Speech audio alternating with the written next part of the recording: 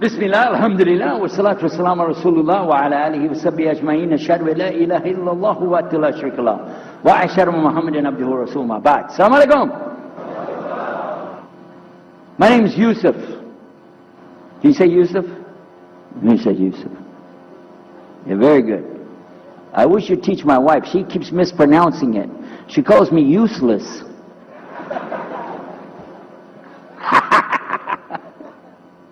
Alhamdulillah. Now, how many of you were in the program today? I was teaching us, trying to teach about how to call the people to Islam called da'wah. I just used an example what I was telling you about. Remember I was telling you when you introduce yourself to somebody, you got to get friendly with them. So I just used an example right there. Because this will disarm the people. This disarm them and make them relax a little bit. Because they're coming to you with things like, how come you Muslims has to kill all the people? What kind of question is that? How come you have to beat your wives? Why does your book tell you that you're the only ones going to go to paradise? So these kind of questions, when they come to you, what are you going to do? So the first thing, as we said in the program, and I hope, by the way, if you didn't join us today, join us tomorrow. But when we're doing it, you look through the schedule. I'm not going to get into that, but just look through the schedule and join us for this whenever we're talking about the da'wah. Because part of giving da'wah is you. And if the people aren't buying it, they're not going to listen to what you got to say. So you got to soften them up a little bit. Got me? Okay, where are we? The subject tonight is the subject of priests and preachers entering Islam.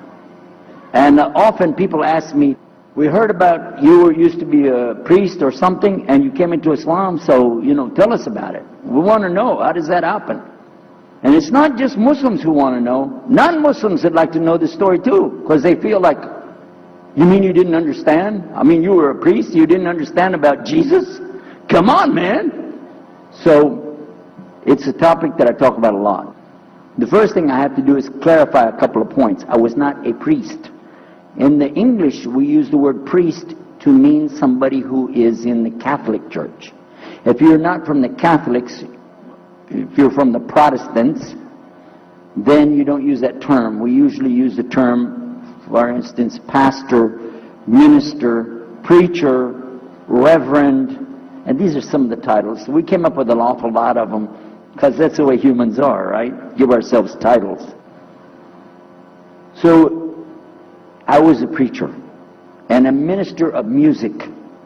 But it doesn't really matter, but just if you're talking to a Christian and you say a priest, he's going to say, oh my God, how's that? And when they find out, oh, you weren't a Catholic, well, that's a lie, then you weren't a priest. So I want to clarify that. As a matter of fact, I will tell you in my own estimation, I'm probably the least of the factions within this equation. Because there were so many other people that came into Islam the same time I did. That's why it takes a little bit of time to tell the story. But they asked me to tell it tonight, so we're going to do that. But I want you to listen carefully to realize what goes through the mind of a person that's not Muslim. Okay? And I usually start out by telling people that my father and I were both ministers, and both of us were also businessmen. In the reverse order. We were business first and preacher second. Got me? Because, well, as they say, business is business. And that's exactly how it worked. We operated mostly in Texas. We had a place in San Antonio, Houston, and also in the Dallas area. And we were very concerned about Christian conditions. So my father started something called Concerned Christian Centers. And basically, if you look at it from a material point of view, it was a place to sell stuff. But what we would do is take consignment things in. People could bring things into us, and then we would sell it and keep part of the money. And keep a lot of the money. But anyway, they would bring in what they make with their hands, arts and crafts. And a lot of old women, they like to sit around and make things, then they give it to us. And this helps the church, which is called the church, and then it helps them as well. So it became like business and religion tied together, and that's very common in our country. At one point, my father told me, we're going to start doing business with a man from Egypt. Well, I said, well, this is great. International sounds good. We can put this in our business card. We're international. He said, and this man, he's from Cairo, Egypt. And that's where, if you know, they have the Nile River. They have those big pyramids. They have the Sphinx, Abu Hul. You know, they got everything. And we said, oh, this is good. He said, and he's a Muslim. I'll never forget it. I've told the story many times, but it's just like it happened yesterday. I'm standing in between the kitchen, in the dining room and the living room area. You know, like this when we're talking, and I just stopped like this. I said, what? A Muslim? No way. No way do I want anything to do with that. Dad, come on, you should know better than anybody. Because we were linked in with other preachers. My father supported people like Pat Robertson.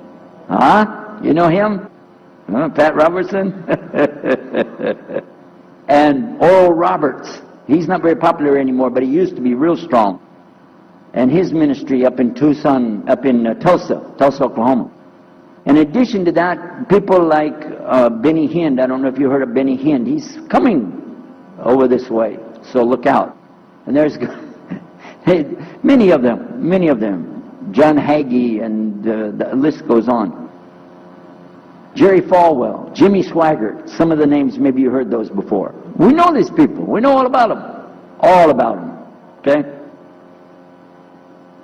So at one point, here I am standing there talking to my father about a Muslim. These are the enemies of God. This is what we've been taught. These same people, I just mentioned their names, in their preaching on the television and so on, this is what they teach. Muslims are no good. Now it just became Muslims are terrorists, but back then, you know, we didn't reach that level yet. We were still just kidnappers, hijackers, you know. They said that Muslims don't believe in God, that they're worshiping a black box in the desert, and they kiss the ground 5 times a day. Now that's what we know, man. So here's this Muslim going to do business with us. I told my dad, no way, I'm not going to do it. And he insisted. He said, I want you to meet this man. He's very nice. And I said, I don't want to meet him. I never am like this, by the way. But on this case, I said, no, that's one thing I'm going to stand firm against. We're not going to do it. He said, I want you just to meet him. I said, all right, I'll do it for you. I'm going to do it my way. I'm going to go to church. And it's going to be on Sunday. When I come out of the church, I'm going to have my Bible under my arm. I'm going to have the salib. I used to carry a big cross. I'm going to have my cross with me. And I'm going to have my hat that says, Jesus is Lord. And I'm going to have my wife, born-again Christian, with me.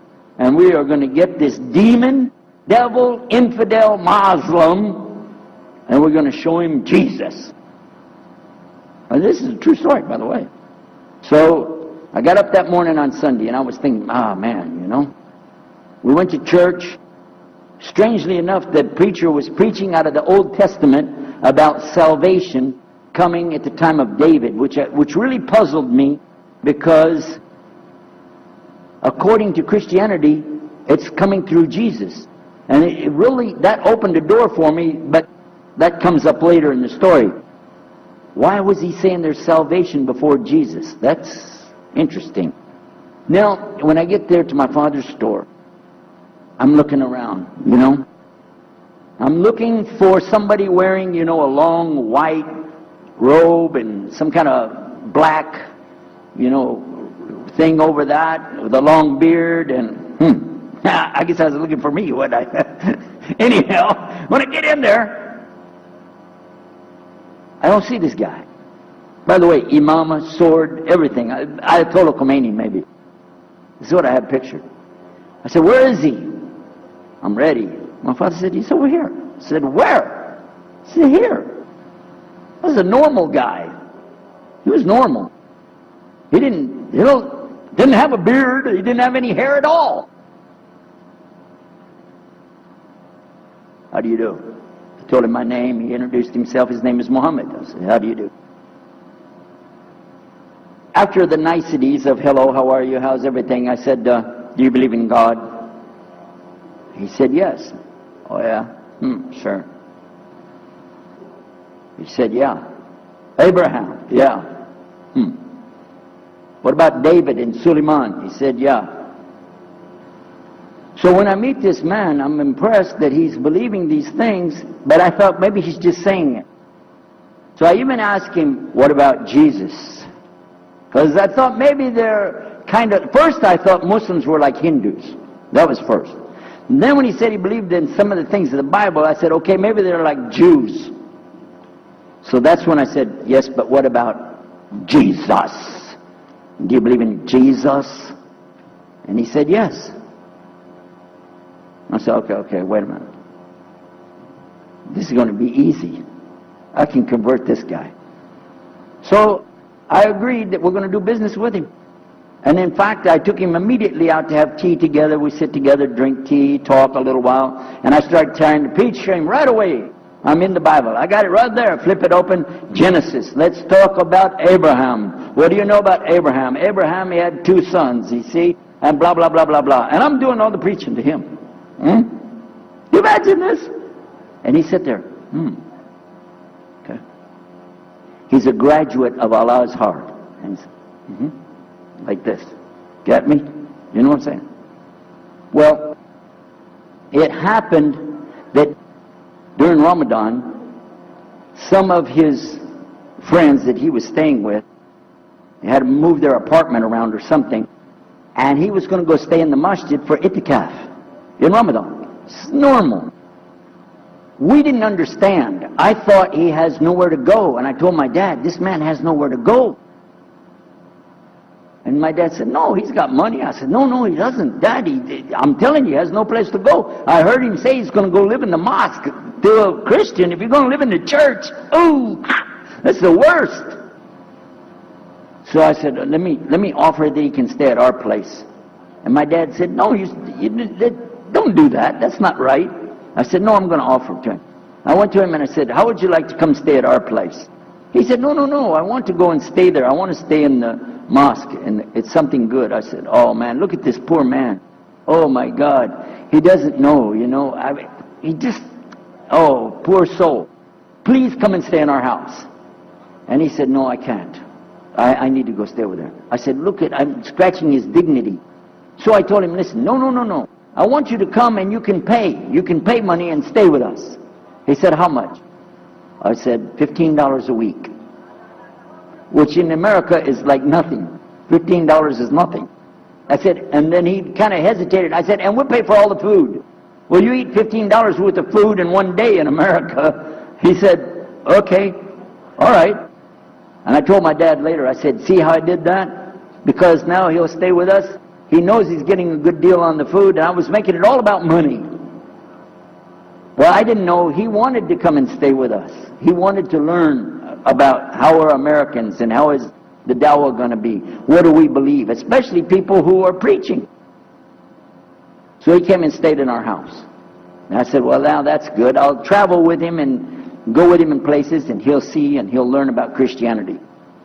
As we were traveling and working together, we put up tables just like this and booths and things and set things out for people to come and look at them and sell things. And I caught him one time. When somebody wanted to take something from the front, he took it from the back and gave it to him. And I looked at him. And the next time somebody started to take something, he took from the back and gave it to him. I said, hey, Muhammad, we take the stuff from the front because that's the old stuff. The new stuff in the back, just hold it back. You know what I'm saying? This is dated material. Get rid of the junk first. He said, no, I can't. In my religion, we can't sell something unless we give the people the best. I said, got me on that one. And I'm supposed to be telling him about a better deal. I said, okay, yeah, whatever. You're never going to make any money, though. But that's all right. Over a period of time, I came to learn a lot of things. Also about being humble. A lot. Because this man was obviously well-educated, very articulate, could really talk about a lot of subjects. In fact, I tried to debate with him about many things, but he was so wise and well-educated that he could see what I was doing, and he would take it easy and let me win every debate. I could win any debate with him if he wanted me to. But if he wanted me to lose, I was going to lose. This was how well he could handle it. Now what happened, one of the preachers that I knew, another preacher, who used to carry a big cross and walk down the street so people would stop and talk to him about religion, he had a heart attack and he went to the hospital. So I went to the hospital to visit him, and when I was visiting him, I met another man in the hospital who was in a wheelchair. This gentleman had a problem. He didn't want to talk to anybody. And I told him, let me witness to you. Let me share the message of Jesus with you. So I took out my Bible, and again, I started telling him about a prophet, Prophet Yunus, alayhi salam. And I'm telling them, look at Jonah. He's in the belly of the whale. He's in the sea. He's down there like this, and who knows how long. And suffering like this, you don't have as big a problem as that. And God saved him, so he could save you too. He said, didn't want to talk to me. I asked him, what's your name? He didn't want to tell me. Where are you from? He said, I'm from Venus. I said, what's that? Well, we do have, there is a Venus, Texas, by the way. But he said, you know, he's from another planet. So I kept, each time I would go, I would talk to him, witness to him. Finally, one day, he started crying. I was pushing his wheelchair around. I took him down, I rolled him around different places. He started crying one day. He said, I'm going to confess something to you. I need to confess something to you. Now, to a Catholic, confession means you're going to tell the priest all your sins. And then he's going to forgive you. Well, I wasn't Catholic. And I told him, listen, I'm not Catholic and I'm not a priest. I'm a preacher. He said, I know better than you do. I am a priest. I said, oh my God. This man is a priest and he knows the Bible better than I do. He said, I just have had a hard time.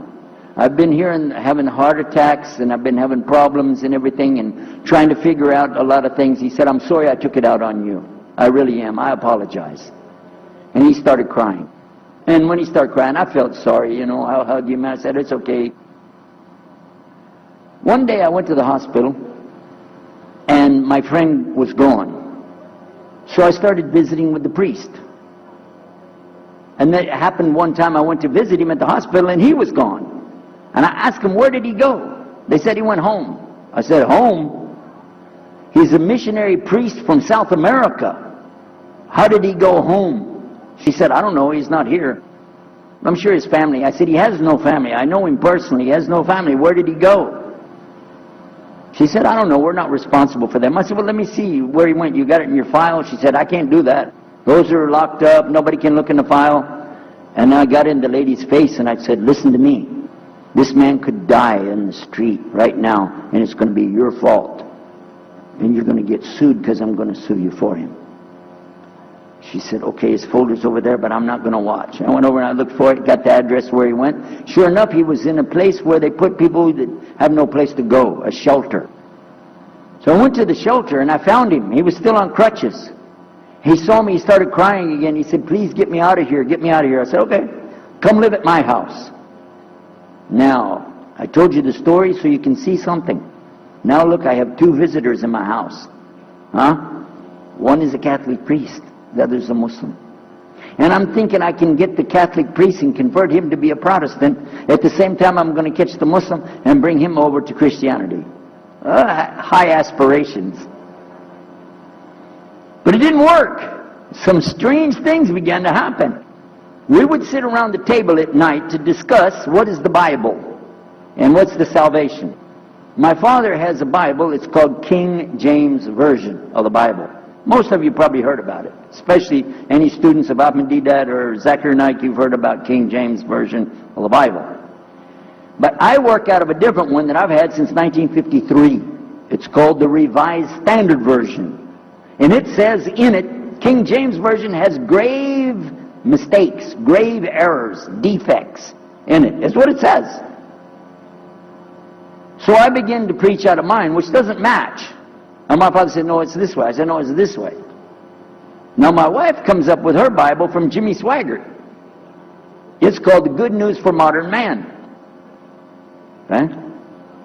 Totally different. It's written in modern vernacular. You can just, say anything you want to with it. You don't even recognize the Bible anymore. The Catholic priest, he's got another Bible. An older Bible with 73 books, we're working out of 66 books. And his is not even the same in the verses. It doesn't match up at all. And I never even knew about this subject until then. And he's saying this, and I'm saying that, my father's saying something else, my wife's saying something else, and all the time Muhammad the Muslim is sitting over there like this. So we asked him, I guess it was me, I asked him, I said, well, how many versions of your book, your Quran, do you have? He said, the Quran has no versions. There's only one. It's original. It's in the Arabic language. ذَلِكَ الْكِتَابُ لَا رَيْبَ فِيهِ. This is the book that has no doubt. هُدًى لِلْمُتَّقِينَ. It's guidance for those who have taqwa for Allah. This shield or taqwa that you have to have between you and Allah subhanahu wa ta'ala. And only certain people are going to get the huda, hidayah, dina, from this Quran. These people that have the taqwa. So when he's telling us that the Quran is one, I'm going, huh? And it's in the original language, we still have it. You know what I was thinking? He's lying. I was sure he was lying because he could see the problem we were having, and he just sat back and made that up. But I don't know Arabic at that stage, so I don't know what to say. You know, maybe, I don't know. And he left it at that. He didn't try to preach. But it put a big doubt in my mind now about, we got all these books, he's got one, and la rayba fi, no doubt in it. So another time we had another discussion that came up. Now this time I went to the other preacher who had the cross. And I was asking him, I want to be able to explain the Trinity. He said, you know the Trinity. I said, yeah, I know. And I know the Council of Nicaea when we had it. But I want to know the way to explain it so a human being can just understand it. I said, okay. It's like an apple. Just take an apple.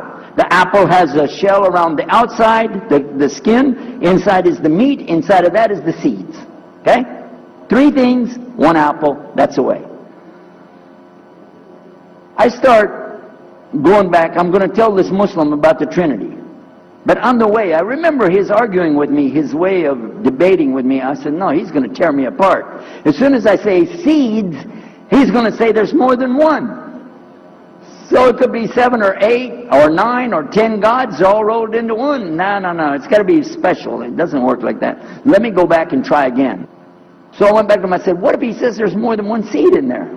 He said, okay. I said, and besides, it could have a worm running through it. Then that would make it go up another notch. What can I do about that? He said, okay, forget the apple. I said, okay. It's like the babe, the egg. Use the egg. The egg has a shell. Inside of the egg is the white. Inside of the white is the yellow. 3, 1 egg. That's it. So that's good to go. Now I start going home again, and it hit me. Wait a minute. The egg could have a double yolk. God becomes 4, just like that. Plus, it could be rotten. I'm not going to ask him again.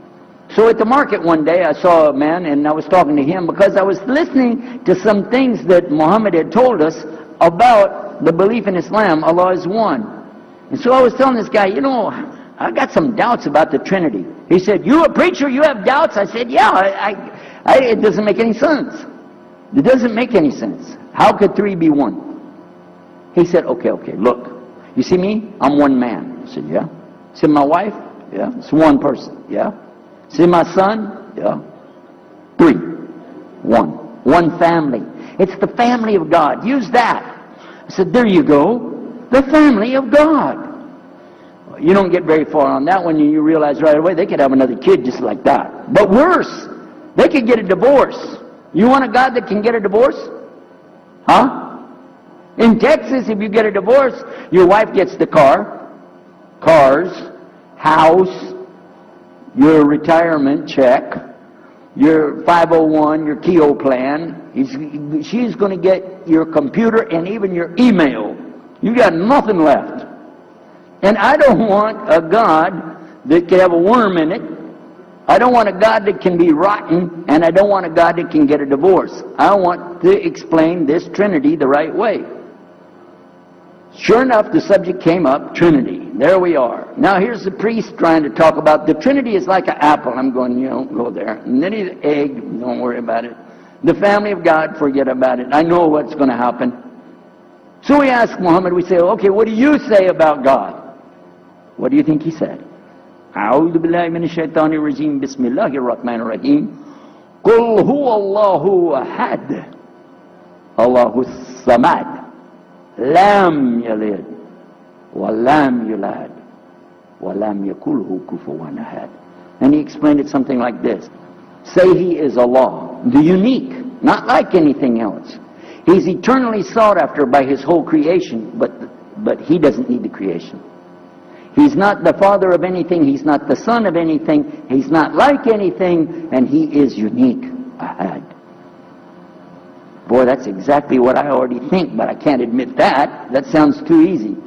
But plus in the Quran, Allah subhanahu wa ta'ala tells us to tell the Christians, don't say three. Here's a little point. I'm going to go out of the story for a minute to show you something. Nowhere in the Old Testament, the Torah, or the Zabur, the Psalms, or the Injil, which is the New Testament, nowhere in the Bible do you find the word Trinity. Not once. Not once is the word Trinity. But it's in the Quran. We have it in the Quran. It says, Thalath, tell them not to say Trinity. Oh! But they don't have it, and Allah said, don't say it. Guess what else? The word Bible is not in the Bible. Bible is from Greek, it means biblios or book. Book. But it's in the Quran many times. Is it? Kitab. Book. Ahl Kitab. People of the book. So we found in the Bible a shortage. They're talking about it, but the Quran is explaining it. I found actually in the Quran, I can explain the Bible much better because it gives me the things I didn't know how to explain. So then in my mind, look what I did. I started realizing what he was saying was true, but I never admitted it. Instead, I was taking this and mixing it. And when I would go give my next talk, I would say, so and so and so, and I would use what I learned from the Quran to explain what's in the Bible. Some of the people liked it, but some of them didn't. Because when I began to talk about salvation being based on what? And the Bible tells you in there, there's no Savior except God. It says it real clear. Jesus is not your Savior, God is. When I found that, I said, okay, let me try another way to explain that. Each thing as I would learn it, I'm trying to change how I'm presenting the thing. It still doesn't dawn on me, I need to do something. But I could see for sure God is only one, and that, so I totally forget the Trinity thing. My dad never did believe it anyway, so he had no problem with it. Now we come to some new thing. The priest asks the Muslim, can I go to your church with you? The mosque. He said, sure, come on. Well, he went, and they came back. So he took the priest aside, said, come here. What do they do? What do they do in there? Tell us, what did he do? Do they like kill some animals, or what do they do in there? He said, no, they just stand there like this, and they pray, and they leave. I said, what? They pray and leave? I said, yeah. Okay, what kind of music do they have? He said they didn't have any music. No music? How in the world are you going to worship God without music, man? So I asked him, Muhammad, you guys don't have any music? He said, no.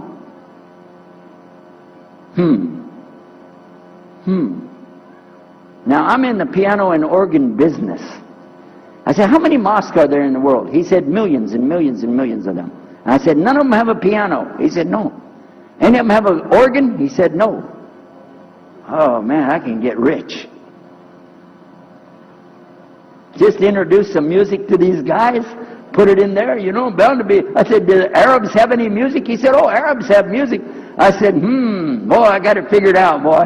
I can see my next $1 million coming right straight up at me, you know.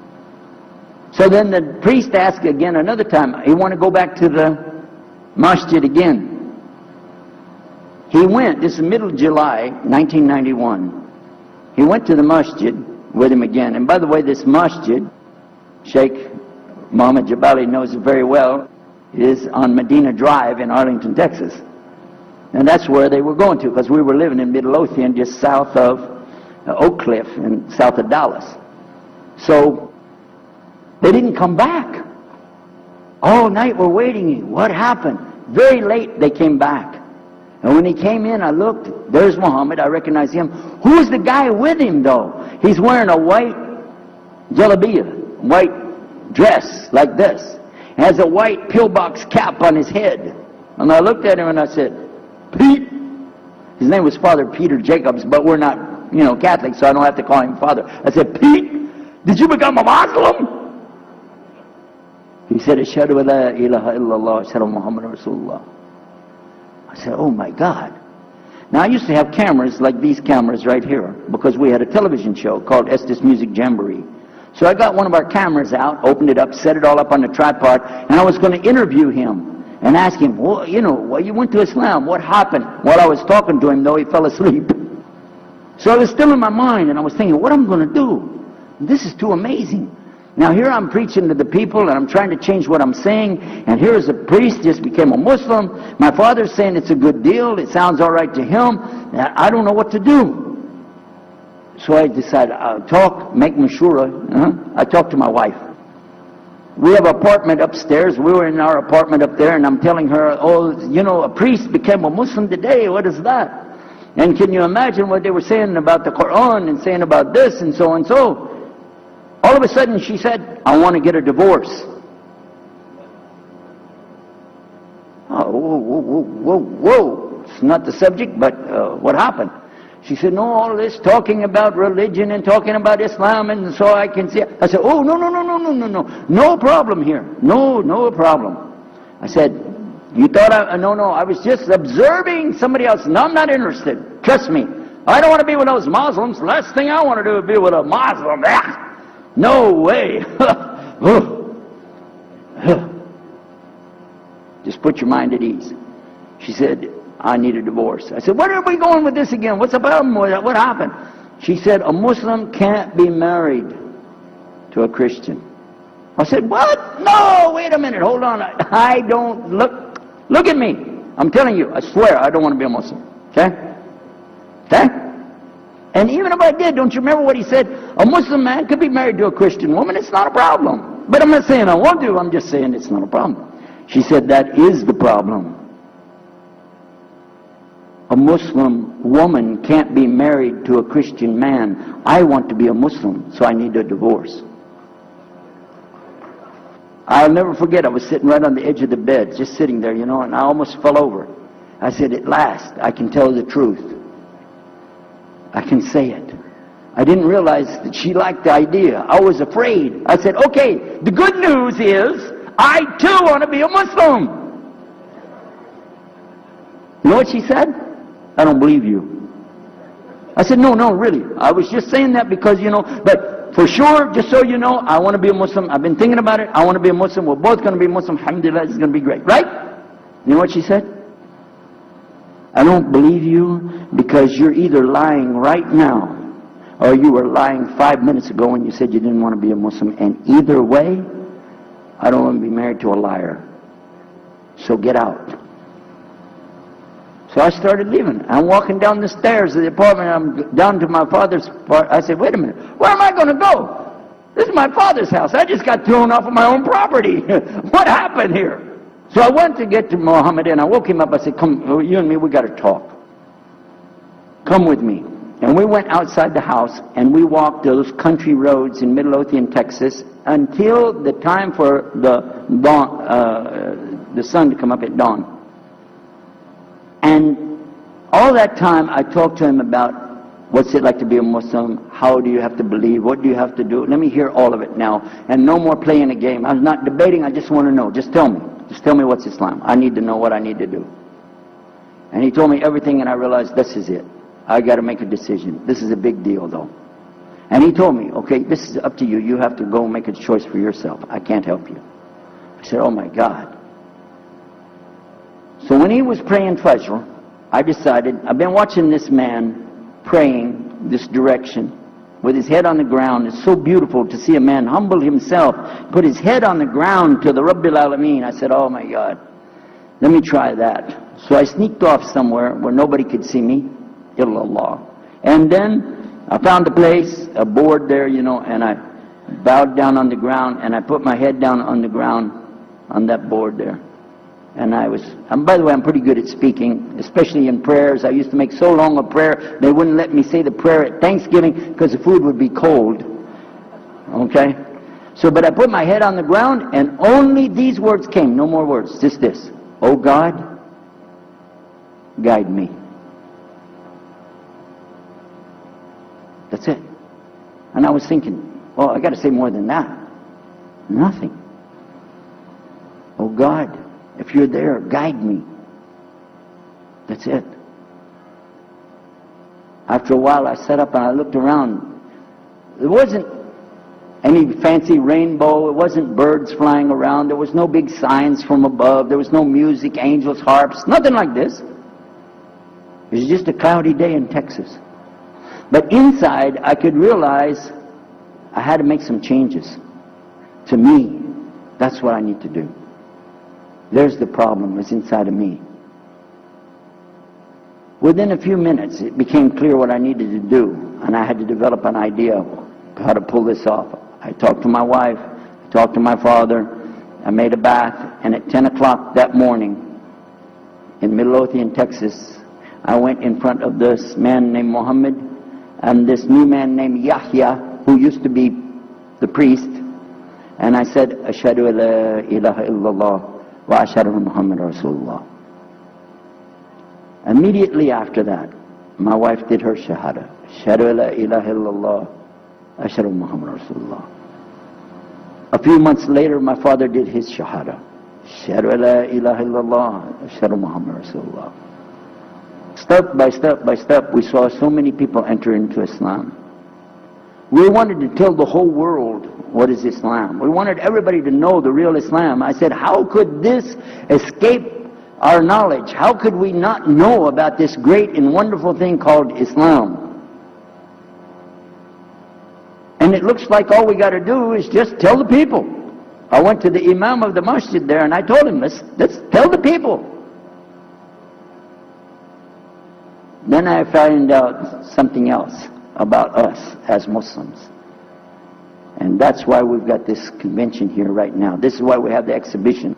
So you're going to use this week to learn how you can become, inshallah, the best Muslim you can be, and how you can show the real Islam to the people that are not Muslim. This is your duty. This is your duty. This is your language. This is your people. Just as it's my duty to give the message to my people and my language. And so the same way, it's your duty to give the message to your people. Allah will not ask you if they made shahada, but He will ask you if you delivered the message. Alhamdulillah, today, I can tell you with no doubt in my mind, we have seen thousands of people give shahada. Several hundred at a time. And I don't do it through debates. But I don't need to debate any Christian. I was a Christian. I am a Muslim. If you want, I can give you both sides. Easy. Okay? I'll play both parts. I'll be the Christian and tell you this, and then I'll be the Muslim and give the answer. And there won't be any argument.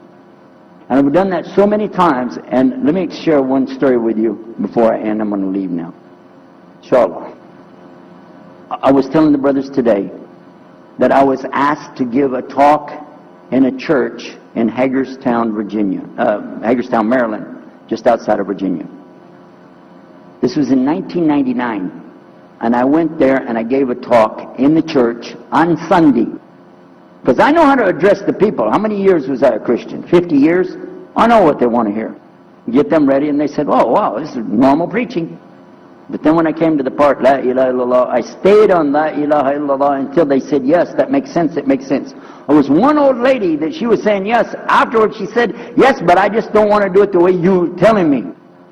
Okay? But guess what else happened? Two people did shahada right there.